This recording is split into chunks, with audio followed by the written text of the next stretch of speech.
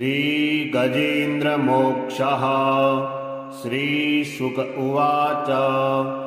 एवं व्यवसितो बुद्ध्या समाधाय मनोहृदि जजाप परमं जाप्यं प्राग्जन्मन्यशिक्षितम्। गजेन्द्र उवाच ॐ नमो भगवते तस्मै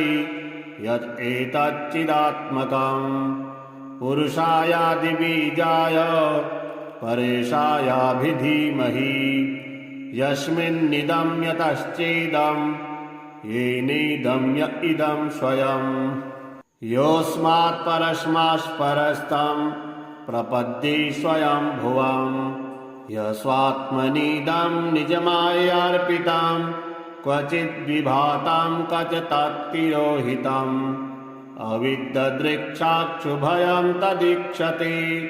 स आत्ममूलोऽवतु मां परात्परः कालेन पञ्चत्वमितेषु कृतस्नु लोकेषु पालेषु च सर्वहेतुषु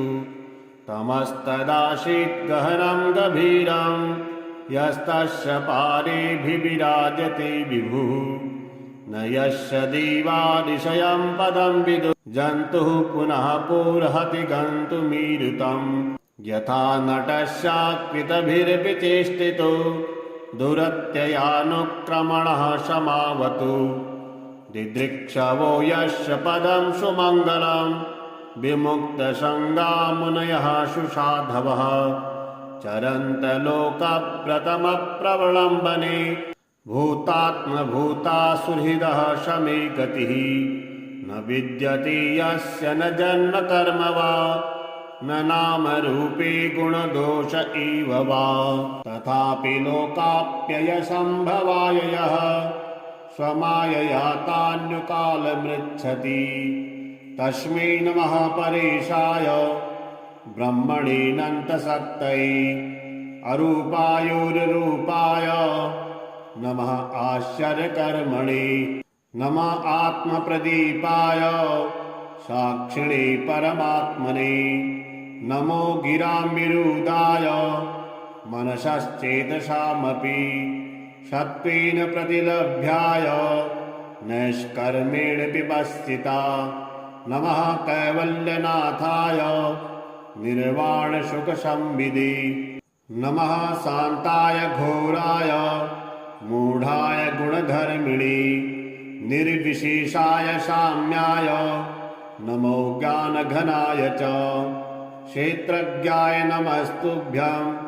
सर्वाध्यक्षाय साक्षिणे पुरुषायात्ममूलाय मूलप्रकृते नमः सर्वेन्द्रियगुणद्रष्टे सर्वप्रत्ययहेतवे असताच्छाय योक्ताय सदाभासाय ते नमः नमो नमस्तेऽखिलकारणाय निष्कारणायाद्भुतकारणाय सर्वागमाम्नाय महार्णवाय नमोपवर्गाय परायणाय गुणार्चिन्नाच्चिददुष्मपाय तत्शोभभिस्फूर्जितमानसाय नैष्कर्म्यभावेन विवर्जितागम स्वयं प्रकाशाय नमस्करोमि मादृक्प्रपन्नपशुपाशविमोक्षणाय मुक्ताय भूरिकरुणाय नमो लयाय स्वांसेन सर्वतनुभृन्मनसि प्रतीता प्रत्यग्दृशि भगवते बृहते नमस्ते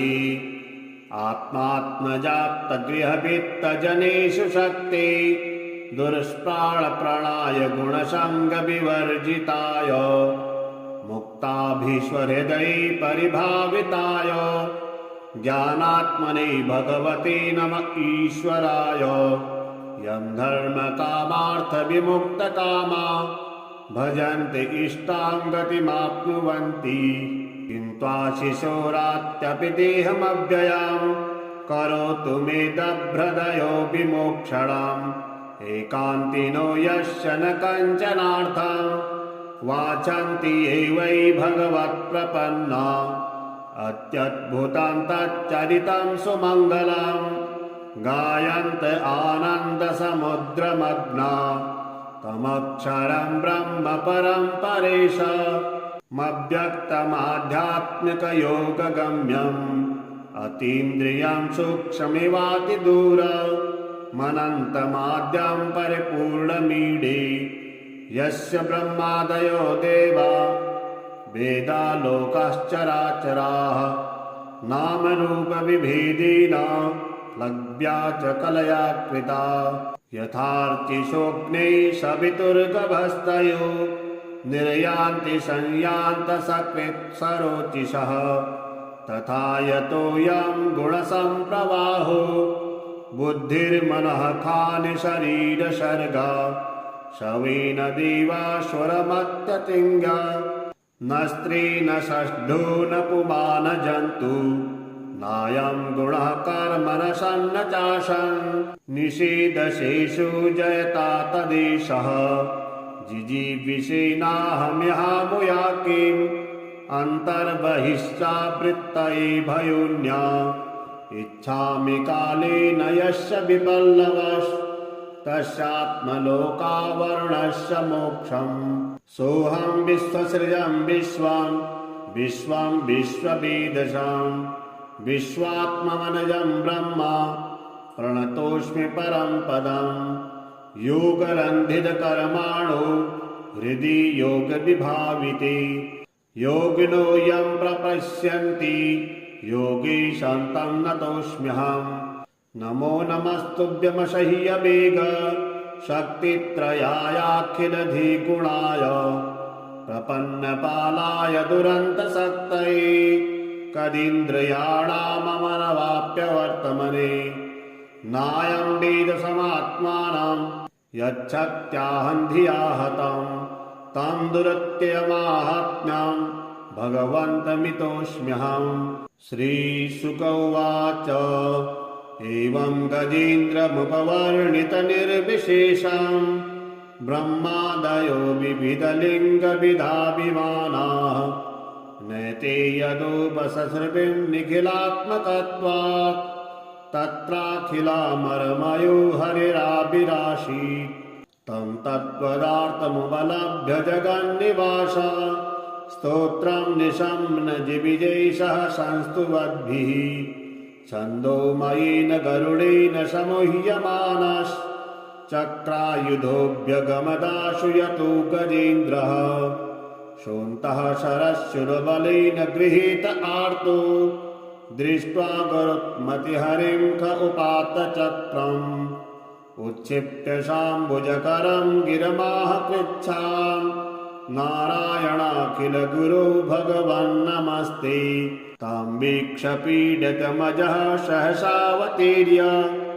सग्राहमाशु सरसः कृपयोज्जहार ग्राहात् विपाटितमुखादरिणा गजेन्द्रम् सम्पश्यतां हरिरमुमुच दुस्त्रियाणाम् श्रीशुक उवाच एवं व्यवसितो बुद्ध्या समाधाय मनोहृदि जजाप परमं जाप्यं प्राग्जन्मन्यशिक्षितं गजेन्द्र उवाच ॐ नमो भगवते तस्मै यत् एतच्चिदात्मकं पुरुषायादिबीजाय परेशायाभिधीमहि यस्मिन्निदं यतश्चेदं येनेदं य इदं स्वयं योऽस्मात् परस्मात्परस्तं प्रपद्ये स्वयं भुवं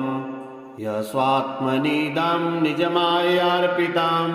क्वचिद् विभातं कचतत्तिरोहितम् अविद्ददृक्षाक्षुभयं तदीक्षते स आत्ममूलोऽवतु मां परात्परः कालेन पञ्चत्वमितेषु कृतस्नु लोकेषु पालेषु च सर्वहेतुषु तमस्तदासीत् गहनं गभीरं यस्तस्य पारेऽभिविराजते विभुः न यस्य देवादिशयं पदं विदुः जन्तुः पुनः कोऽर्हति गन्तुमीरुतम् यथा नटस्याकृतभिर्विचेष्टितो दुरत्ययानुक्रमणः समावतु दिदृक्षवो यस्य पदं सुमङ्गलं विमुक्तसङ्गा मुनयः सुसाधवः चरन्तलोकव्रतमप्रवलम्बने भूतात्मभूतासुहृदः शमे गतिः न विद्यते यस्य न जन्म कर्म वा न नामरूपे गुणदोष इव वा तथापि लोकाप्ययसम्भवाय यः स्वमायया तान्युकालमृच्छति तस्मै नमः परेशाय ब्रह्मणेऽनन्तशक्तये अरूपायोर्रूपाय नमः आश्चर्यकर्मणे नमः आत्मप्रदीपाय साक्षिणे परमात्मने नमो गिराम्बिरूदाय मनसश्चेतसामपि सत्त्वेन प्रतिलभ्याय नैष्कर्मेण विपस्थिता नमः कैवल्यनाथाय निर्वाणसुखसंविदे नमः शान्ताय घोराय मूढाय गुणधर्मिणे निर्विशेषाय साम्याय नमो ज्ञानघनाय च क्षेत्रज्ञाय नमस्तुभ्यं सर्वाध्यक्षाय साक्षिणे पुरुषायात्ममूलाय मूलप्रकृते नमः सर्वेन्द्रियगुणद्रष्टे सर्वप्रत्ययहेतवे असताच्छाय योक्ताय सदाभासाय ते नमः नमो नमस्तेऽखिलकारणाय निष्कारणायाद्भुतकारणाय सर्वागमाम्नाय महार्णवाय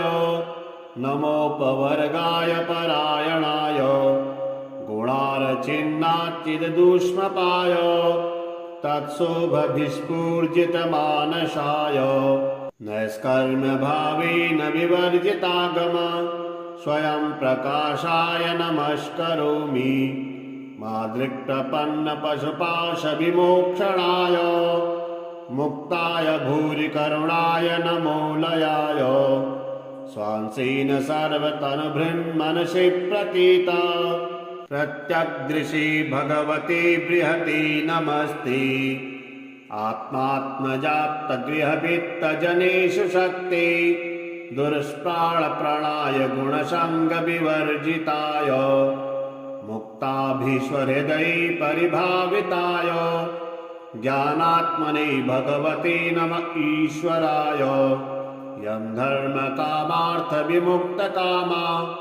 भजन्ते इष्टां गतिमाप्नुवन्ति किन्त्वाशिशोरात्यपि देहमव्ययं करोतु मे दभ्रदयो विमोक्षणम्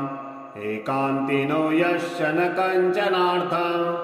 वाचन्ति ये वै भगवत्प्रपन्ना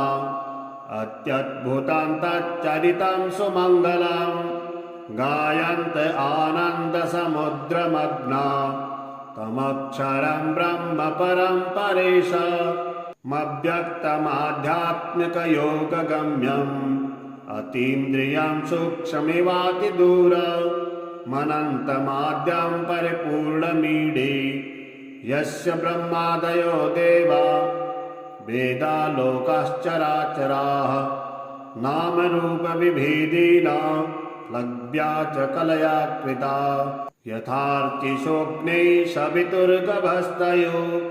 निर्यान्ति संयान्तसकृत्सरोचिषः तथा यतोऽयं गुणसम्प्रवाहो बुद्धिर्मनः खानि शरीरसर्गा शवेन देवासुरमत्यतिङ्ग न स्त्री न षष्ठो न पुमान जन्तु नायं गुणः कर्म न सन्न चाशन् निषेधशेषु जयता तदेशः जिजीविषेणाहम्यहामुया किम् अन्तर्बहिश्चावृत्तये भयोन्या इच्छामि कालेन यस्य विपल्लवस् तस्यात्मलोकावरुणस्य मोक्षम् सोऽहं विश्वसृजं विश्वं विश्वं विश्ववेदशां विश्वात्ममनजं ब्रह्म प्रणतोऽस्मि परं पदम् योगरन्धितकर्माणो हृदि योगविभाविते योगिनो यं प्रपश्यन्ति योगीशान्तं नतोऽस्म्यहम् नमो नमस्तुभ्यमसह्यवेग शक्तित्रयायाखिलधिगुणाय प्रपन्नपालाय दुरन्तशक्तये कदिन्द्रियाणाममनवाप्यवर्तमने नायं वेदसमात्मानं यच्छक्त्याहं धिया हतं तं दुरत्यमाहात्म्यं भगवन्तमितोऽस्म्यहम् श्रीशुक उवाच एवं गजेन्द्रमुपवर्णितनिर्विशेषं ब्रह्मादयो विविधलिङ्गविधाभिमानाः नैते यदुपससृपिं निखिलात्मकत्वात् तत्राखिलामरमयो हरिराभिराशि तं तत्पदार्थमुपलभ्य जगन्निवास स्तोत्रं निशम्न जिविजैषः संस्तुवद्भिः छन्दोमयेन गरुडेन समूह्यमानश्चक्रायुधोऽभ्यगमदाशु यतो गजेन्द्रः शोन्तः शरशूलबलेन गृहीत आर्तो दृष्ट्वा गरुत्मतिहरिं ख उपात्त चक्रम् उच्छिप्य शाम्बुजकरं गिरमाह कृच्छाम् नारायणाखिल गुरो भगवन्नमस्ते तां वीक्ष्य पीडितमजः सहसावतीर्य सग्राहमाशु सरसः कृपयोज्जहार ग्राहापिपाटितमुखादरिणा गजेन्द्रम् सम्पश्यतां हरिरमुमुच दुस्त्रियाणाम् श्रीशुक उवाच एवं व्यवसितो बुद्ध्या समाधाय मनोहृदि जजाप परमं जाप्यं प्राग्जन्मन्युशिक्षितं गजेन्द्र उवाच ॐ नमो भगवते तस्मै यत् एतच्चिदात्मकं पुरुषायादिबीजाय परेशायाभिधीमहि यस्मिन्निदं यतश्चेदं येनेदं य इदं स्वयं योऽस्मात् परस्मात्परस्तं प्रपद्ये स्वयं भुवं यस्वात्मनीदं निजमायार्पितं क्वचिद् विभातं क्वचित् तत्तिरोहितम् अविद्ददृक्षाक्षुभयं तदीक्षते स आत्ममूलोऽवतु मां परात्परः कालेन पञ्चत्वमितेषु कृतस्नु लोकेषु पालेषु च सर्वहेतुषु तमस्तदासीत् गहनं गभीरं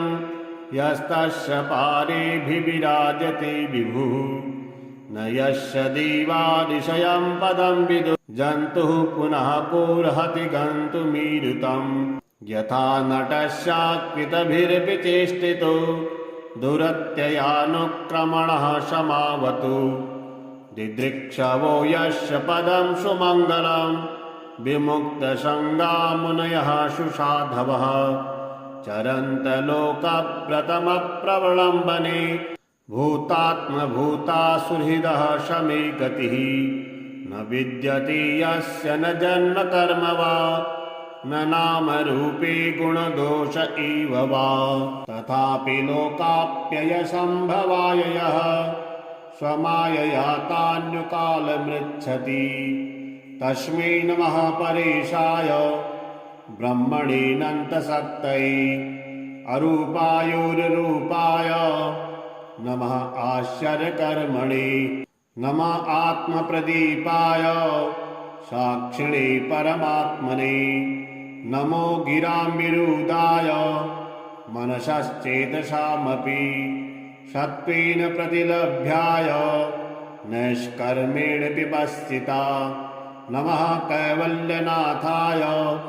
निर्वाणसुखसंविदे नमः शान्ताय घोराय मूढाय गुणधर्मिणे निर्विशेषाय साम्याय नमो ज्ञानघनाय च क्षेत्रज्ञाय नमस्तुभ्यं सर्वाध्यक्षाय साक्षिणे पुरुषायात्ममूलाय मूलप्रकृते नमः। सर्वेन्द्रियगुणद्रष्टृ सर्वप्रत्ययहेतवे असताच्छाय योक्ताय सदा भाषाय ते नमः। नमो नमस्तेऽखिलकारणाय निष्कारणायाद्भुतकारणाय सर्वागमाम्नाय महार्णवाय नमोपवर्गाय परायणाय गुणार्चिन्नाच्चिददुष्मपाय तत्शोभभिस्फूर्जितमानसाय नैष्कर्म्यभावेन विवर्जितागम स्वयं प्रकाशाय नमस्करोमि। मादृक्प्रपन्नपशुपाशविमोक्षणाय मुक्ताय भूरिकरुणाय नमो लयाय स्वांसेन सर्वतनुभृन्मनसि प्रतीता प्रत्यग्दृशि भगवते बृहते नमस्ते। आत्मात्मजाप्तगृहवित्तजनेषु शक्ते दुष्प्राणप्रणाय गुणसङ्गविवर्जिताय मुक्ताभीश्वरहृदये परिभाविताय ज्ञानात्मने भगवते नम ईश्वराय। यं धर्मकामार्थविमुक्तकामा भजन्ते इष्टां गतिमाप्नुवन्ति किन्त्वाशिशोरात्यपि देहमव्ययं करोतु मे दभ्रदयो विमोक्षणम्। एकान्तिनो यस्य न कञ्चनार्थं वाचन्ति ये वै भगवत्प्रपन्ना अत्यद्भुतं तच्चरितं सुमङ्गलं गायन्त आनन्दसमुद्रमग्ना तमक्षरं ब्रह्म परं परेशमव्यक्तमाध्यात्मिकयोगगम्यम् अतीन्द्रियं सूक्ष्ममिवातिदूरमनन्तमाद्यं परिपूर्णमीडे यस्य ब्रह्मादयो देवा वेदालोकाश्चराचराः नामरूपविभेदेन लग्भ्या च कलया कृता यथार्चिषोऽग्ने सवितुर्गभस्तयो निर्यान्ति संयान्तसकृत्सरोचिषः तथा यतोऽयं गुणसम्प्रवाहो बुद्धिर्मनः खानि शरीरसर्गा शवेन देवासुरमत्यतिङ्गा न स्त्री न षष्ठो न पुमान जन्तु नायं गुणः कर्म न सन्न चाशन् निषेधशेषो जयता तदेशः जिजीविषेनाहम्यहामुया किम् अन्तर्बहिश्चावृत्तये भयोन्या इच्छामि कालेन यस्य विपल्लवस् तस्यात्मलोकावरुणस्य मोक्षम्। सोऽहं विश्वसृजं विश्वं विश्वं विश्ववेदशां विश्वात्मवनजं ब्रह्म प्रणतोऽस्मि परं पदं। योगरन्धितकर्माणो हृदि योगविभाविते योगिनो यं प्रपश्यन्ति योगीशान्तं नतोऽस्म्यहम्। नमो नमस्तुभ्यमसह्यवेग शक्तित्रयायाखिलधिगुणाय प्रपन्नपालाय दुरन्तशक्तये कदीन्द्रियाणामनवाप्यवर्तमने नायं वेदसमात्मानं यच्छक्त्याहं धिया हतं तं दुरत्यमाहात्म्यं भगवन्तमितोऽस्म्यहम्। श्रीशुक उवाच एवं गजेन्द्रमुपवर्णितनिर्विशेषं ब्रह्मादयो विविधलिङ्गविधाभिमानाः नैते यदुपससृपिं निखिलात्मकत्वात् तत्राखिलामरमयो हरिराभिराशीत् तं तत्त्वदार्थमुपलभ्य जगन्निवास स्तोत्रं निशम्न जिविजैषः संस्तुवद्भिः छन्दोमयेन गरुडेन समूह्यमानश्चक्रायुधोऽभ्यगमदाशु यतो गजेन्द्रः शोन्तः शरशूलबलेन गृहीत आर्तो दृष्ट्वा गरुत्मतिहरिं ख उपात्त चक्रम् उच्छिप्य शाम्बुजकरं गिरमाह कृच्छाम् नारायणाखिलगुरो भगवन्नमस्ते। तं वीक्ष्य पीडितमजः सहसावतीर्य सग्राहमाशु सरसः कृपयोज्जहार। ग्राहात् विपाटितमुखादरिणा गजेन्द्रम् सम्पश्यतां हरिरमुमुच दुस्त्रियाणाम्। श्रीशुक उवाच एवं व्यवसितो बुद्ध्या समाधाय मनोहृदि जजाप परमं जाप्यं प्राग्जन्मन्युशिक्षितम्। गजेन्द्र उवाच ॐ नमो भगवते तस्मै यत् एतच्चिदात्मकम् पुरुषायादिबीजाय परेशायाभिधीमहि यस्मिन्निदं यतश्चेदं येनेदं य इदं स्वयं योऽस्मात् परस्मात्परस्तं प्रपद्ये स्वयं भुवं यस्वात्मनीदं निजमायार्पितं क्वचिद् विभातं कचतत्तिरोहितम् अविद्ददृक्षाक्षुभयं तदीक्षते स आत्ममूलोऽवतु मां परात्परः कालेन पञ्चत्वमितेषु कृतस्नु लोकेषु पालेषु च सर्वहेतुषु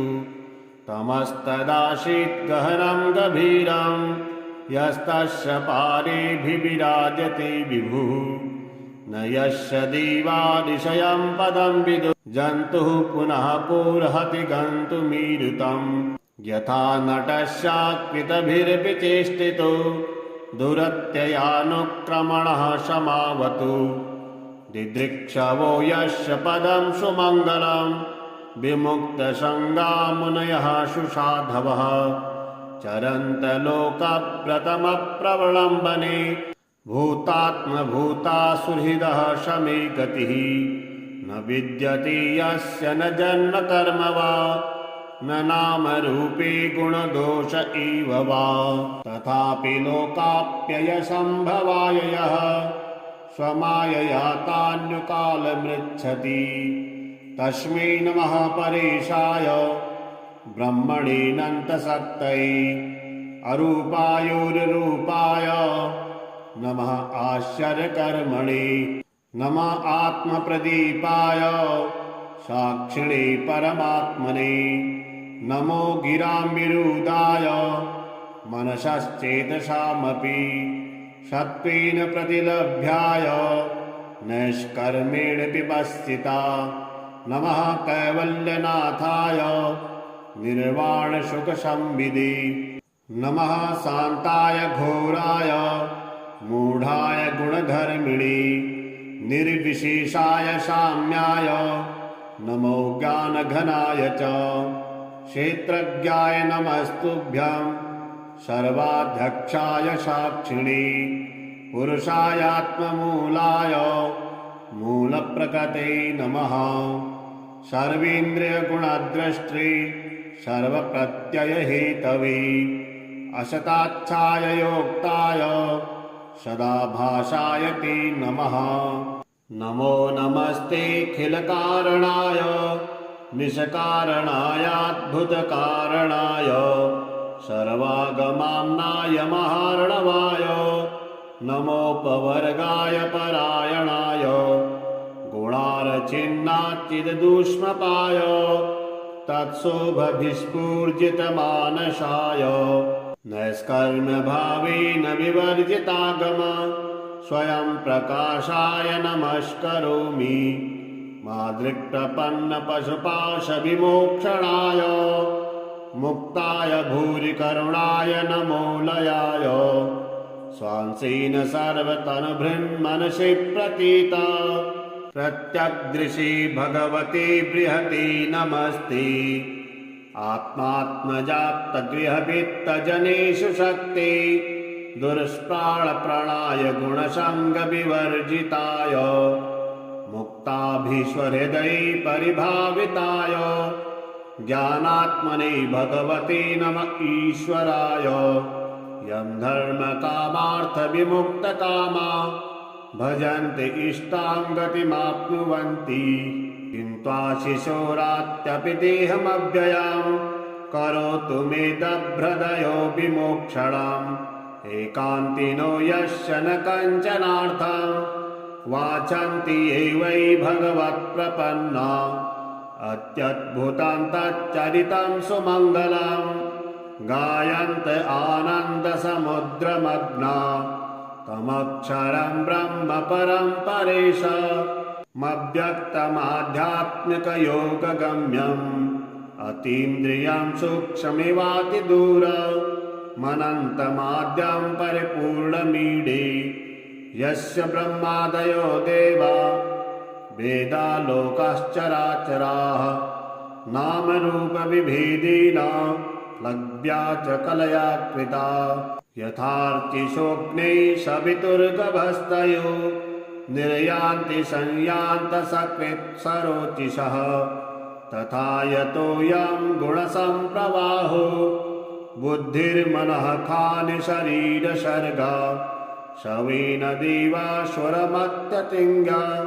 न स्त्री न षष्ठो न पुमान जन्तु नायं गुणः कर्म न सन्न चाशन् निषेधशेषो जयता तदेशः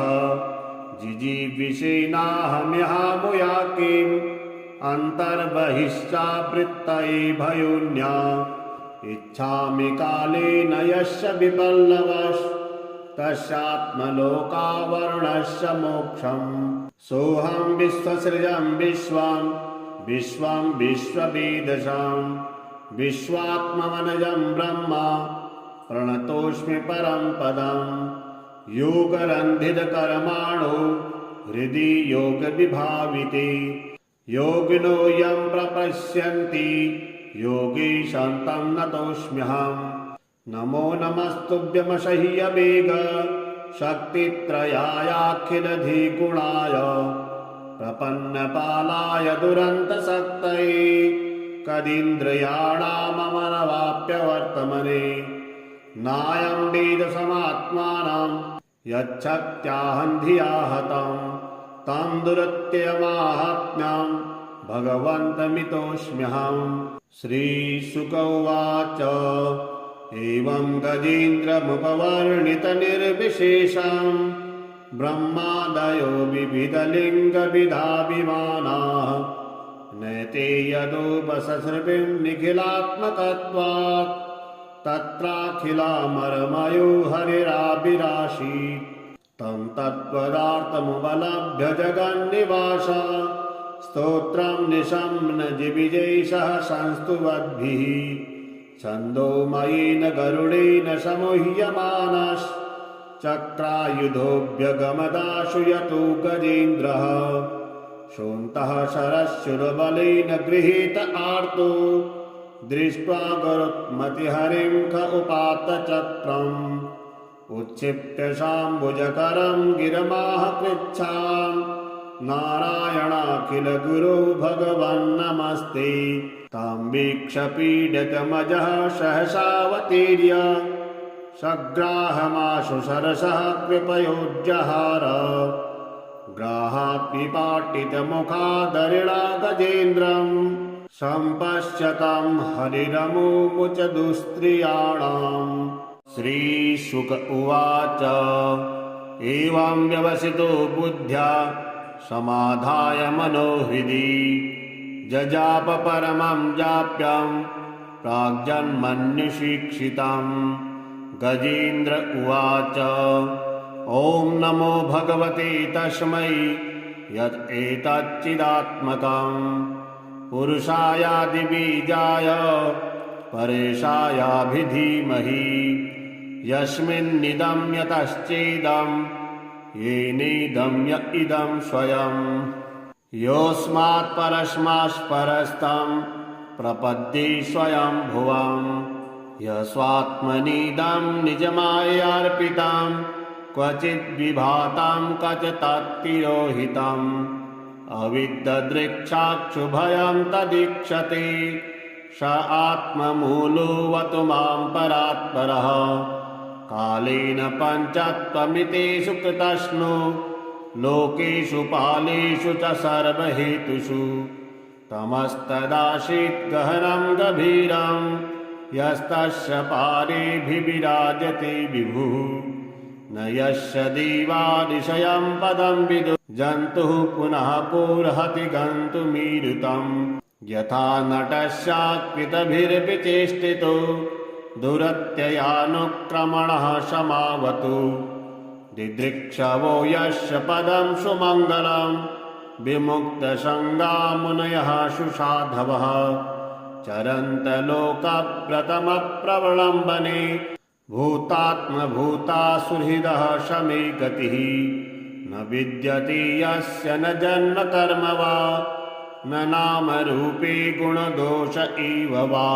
तथापि लोकाप्ययसम्भवाय यः स्वमायया तान्यकालमृच्छति तस्मै नमः परेशाय ब्रह्मणेऽनन्तशक्तये अरूपायोर्रूपाय नमः आश्चर्यकर्मणे नमः आत्मप्रदीपाय साक्षिणे परमात्मने नमो गिराम्बिरूदाय मनसश्चेतसामपि सत्त्वेन प्रतिलभ्याय नैष्कर्मेण विपस्थिता नमः कैवल्यनाथाय निर्वाणसुखसंविदे नमः शान्ताय घोराय मूढाय गुणधर्मिणे निर्विशेषाय साम्याय नमो ज्ञानघनाय च क्षेत्रज्ञाय नमस्तुभ्यं सर्वाध्यक्षाय साक्षिणे पुरुषायात्ममूलाय मूलप्रकृते नमः सर्वेन्द्रियगुणद्रष्टे सर्वप्रत्ययहेतवे असताच्छाय योक्ताय सदाभासाय ते नमः नमो नमस्तेऽखिलकारणाय निष्कारणायाद्भुतकारणाय सर्वागमाम्नाय महार्णवाय नमोपवर्गाय परायणाय गुणार्चिन्नाच्चिददुष्मपाय तत्शोभभिस्फूर्जितमानसाय नैष्कर्म्यभावेन विवर्जितागम स्वयं प्रकाशाय नमस्करोमि मादृक्प्रपन्नपशुपाशविमोक्षणाय मुक्ताय भूरिकरुणाय नमो लयाय स्वांसेन सर्वतनुभृन्मनसि प्रतीता प्रत्यग्दृशि भगवते बृहते नमस्ते आत्मात्मजातगृहवित्तजनेषु शक्ते दुष्प्राणप्रणाय गुणसङ्गविवर्जिताय मुक्ताभीश्वरहृदये परिभाविताय ज्ञानात्मने भगवते नमः ईश्वराय यं धर्मकामार्थविमुक्तकामा भजन्ते इष्टां गतिमाप्नुवन्ति किन्त्वाशिशोरात्यपि देहमव्ययं करोतु मे दभ्रदयो विमोक्षणम् एकान्तिनो यस्य न कञ्चनार्थं वाचन्ति ये वै भगवत्प्रपन्ना अत्यद्भुतं तच्चरितं सुमङ्गलं गायन्त आनन्दसमुद्रमग्ना तमक्षरं ब्रह्म परं परेशमव्यक्तमाध्यात्मिकयोगगम्यम् अतीन्द्रियं सूक्ष्ममिवातिदूरमनन्तमाद्यं परिपूर्णमीडे यस्य ब्रह्मादयो देवा वेदालोकाश्चराचराः नामरूपविभेदेन लग्भ्या च कलया कृता यथार्चिषोऽग्ने सवितुर्गभस्तयो निर्यान्ति संयान्तसकृत्सरोचिषः तथा यतोऽयं गुणसम्प्रवाहो बुद्धिर्मनः खानि शरीरसर्गा शवेन देवासुरमत्यतिङ्गा न स्त्री न षष्ठो न पुमान जन्तु नायं गुणः कर्म न सन्न चाशन् निषेधशेषु जयता तदेशः जिजीविषेनाहम्यहामुया किम्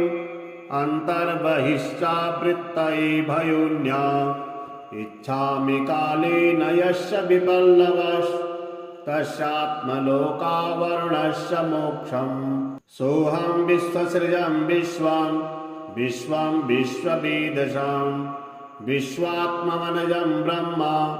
प्रणतोऽस्मि परं पदम् योगरन्धितकर्माणो हृदि योगविभाविते योगिनो यं प्रपश्यन्ति योगीशान्तं नतोऽस्म्यहम् नमो नमस्तुभ्यमसह्यवेग शक्तित्रयायाखिलधिगुणाय प्रपन्नपालाय दुरन्तशक्तये कदिन्द्रियाणाममनवाप्यवर्तमने नायं वेदसमात्मानं यच्छक्त्याहं धिया हतं तं दुरत्यमाहात्म्यं भगवन्तमितोऽस्म्यहम् श्रीशुक उवाच एवं गजेन्द्रमुपवर्णितनिर्विशेषं ब्रह्मादयो विविधलिङ्गविधाभिमानाः नैते यदुपससृपिं निखिलात्मकत्वात् तत्राखिलामरमयो हरिराभिराशि तं तत्पदार्थमुपलभ्य जगन्निवास स्तोत्रं निशम्न जिविजैषः संस्तुवद्भिः छन्दोमयेन गरुडेन समूह्यमानश्चक्रायुधोऽभ्यगमदाशु यतो गजेन्द्रः शोन्तः शरशूरबलेन गृहीत आर्तो दृष्ट्वा गरुत्मतिहरिं ख उपात्तचक्रम् उच्छिप्य शाम्बुजकरं गिरमाह कृच्छाम् नारायणाखिलगुरो भगवन्नमस्ते तां वीक्ष्य पीडितमजः सहसावतीर्य सग्राहमाशु सरसः कृपयोज्जहार ग्राहात्पिपाटितमुखादरिणा गजेन्द्रम् सम्पश्यतं हरिरमुमुच दुस्त्रियाणाम् श्रीशुक उवाच एवं व्यवसितो बुद्ध्या समाधाय मनोहृदि जजाप परमं जाप्यं प्राग्जन्मन्यशिक्षितं गजेन्द्र उवाच ॐ नमो भगवते तस्मै यत् एतच्चिदात्मकं पुरुषायादिबीजाय परेशायाभिधीमहि यस्मिन्निदं यतश्चेदं येनेदं य इदं स्वयं योऽस्मात् परस्मात्परस्तं प्रपद्ये स्वयं भुवं यस्वात्मनीदं निजमायार्पितं क्वचिद् विभातं कचतत्तिरोहितम् अविद्ददृक्षाक्षुभयं तदीक्षते स आत्ममूलोऽवतु मां परात्परः कालेन पञ्चत्वमितेषु कृतस्नु लोकेषु पालेषु च सर्वहेतुषु तमस्तदासीत् गहनं गभीरं यस्तस्य पारेऽभिविराजते विभुः न यस्य देवादिशयं पदं विदुः जन्तुः पुनः कोऽर्हति गन्तुमीरुतम् यथा नटस्याकृतभिर्विचेष्टितो दुरत्ययानुक्रमणः समावतु दिदृक्षवो यस्य पदं सुमङ्गलं विमुक्तसङ्गा मुनयः सुसाधवः चरन्तलोकप्रथमप्रवलम्बने भूतात्मभूतासुहृदः समे गतिः न विद्यते यस्य न जन्म कर्म वा न नामरूपे गुणदोष इव वा तथापि लोकाप्ययसम्भवाय यः स्वमायया तान्युकालमृच्छति तस्मै नमः परेशाय ब्रह्मणेऽनन्तशक्तये अरूपायोर्रूपाय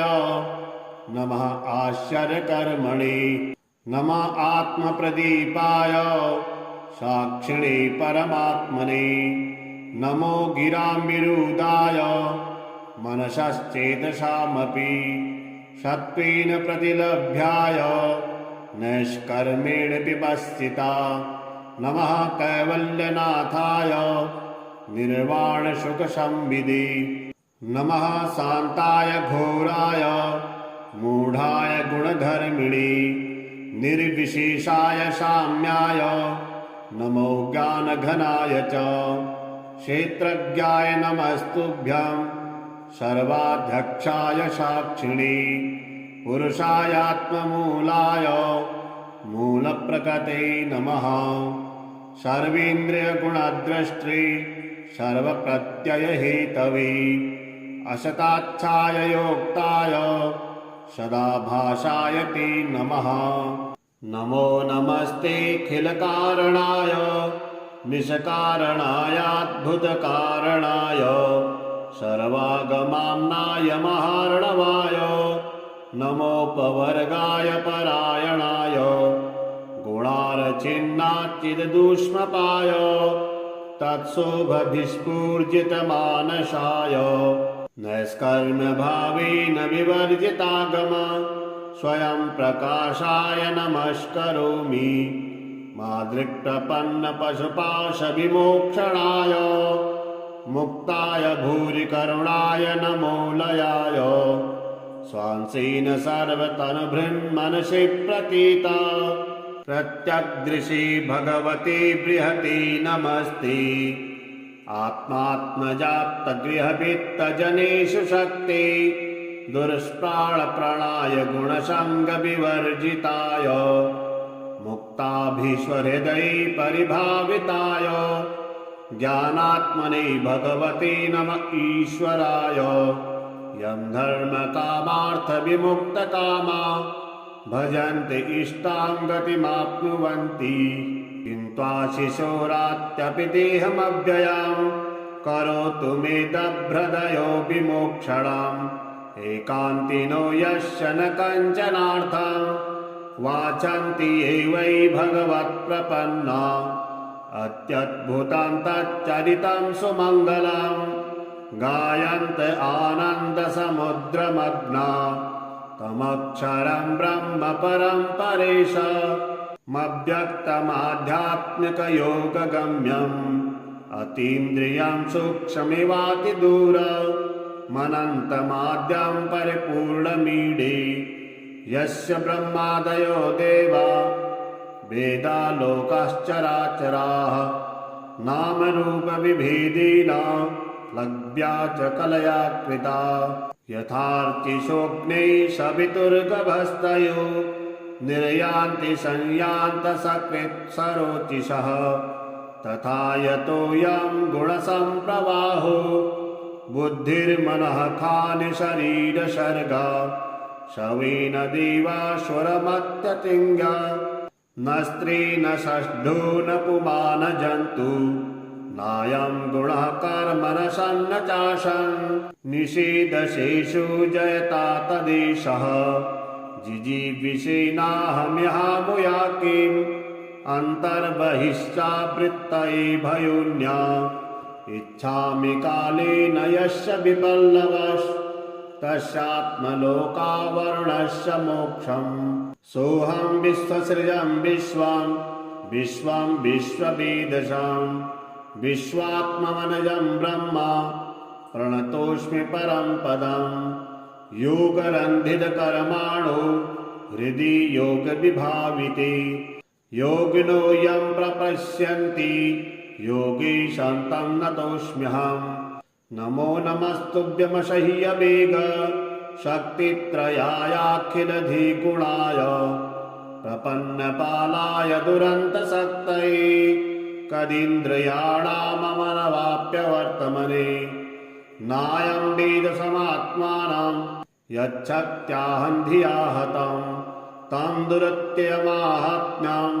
भगवन्तमितोऽस्म्यहम् श्रीशुक उवाच एवं गजेन्द्रमुपवर्णितनिर्विशेषं ब्रह्मादयो विविधलिङ्गविधाभिमानाः नैते यदोपससृपिं निखिलात्मकत्वात् तत्राखिलामरमयो हरिराभिराशीत् तं तत्त्वदार्थमुपलभ्य जगन्निवास स्तोत्रं निशम्न जिविजैषः संस्तुवद्भिः छन्दोमयेन गरुडेन समूह्यमानश्चक्रायुधोऽभ्यगमदाशु यतो गजेन्द्रः शोऽन्तः शरशूरबलेन गृहीत आर्तो दृष्ट्वा गरुत्मतिहरिं ख उपात्त चक्रम्